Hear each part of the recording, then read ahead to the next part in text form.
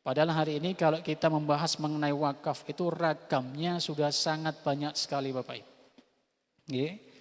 Ada yang namanya wakaf uang. Kalau dalam istilah fikih itu disebut dengan wakfun nuqud mubasyir. Wakaf uang. Ada wakaf melalui uang. Wakfun nuqud ghair mubasyir. Kemudian ada wakaf aset. Wakful a'yan. Ada wakaf manfaat, wakfu manafiul a'yan. Kemudian ada wakaf profesi, wakfu manafiul abdan. Jadi ragamnya banyak sekali.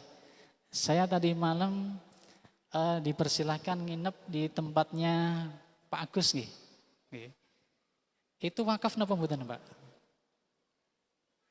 Pertanyaannya itu wakaf napa mboten? Wakaf, Pak. Ya, ini kita bedakan. Kalau yang diserahkan itu bangunannya kepada PRM, itu namanya wakaf aset. Jadi kalau Pak Agus punya rumah, kemudian diserahkan ke PRM, Pak, rumah ini saya wakafkan, silakan digunakan untuk kegiatan PRM. Itu namanya wakaf aset.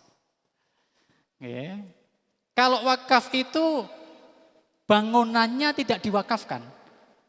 Tapi misalnya dikontrakkan ke orang, dapat uang, hasilnya itu diserahkan ke PRM, itu namanya wakaf uang. Yang pertama wakaf apa Pak? Wakaf aset. Kalau yang diserahkan, bangunannya. Kalau hasil daripada bangunannya itu diserahkan, itu namanya wakaf uang. Kalau misalnya kok tidak menghasilkan uang, tidak diserahkan, tapi boleh digunakan, itu namanya wakaf manfaat. Maka saya tidur di rumah Pak Agus itu, Pak Agus sedang mewakafkan manfaat daripada rumah itu. Itu namanya wakaf manfaat. Dalam istilah fikih disebut dengan wakaf manafiul a'yan. Kemudian ada wakaf profesi. Orang yang berprofesi sebagai dokter, orang yang berprofesi sebagai pengacara dan lain sebagainya, guru, dosen, itu tiap bulan gajinya itu dipotong kemudian diwakafkan.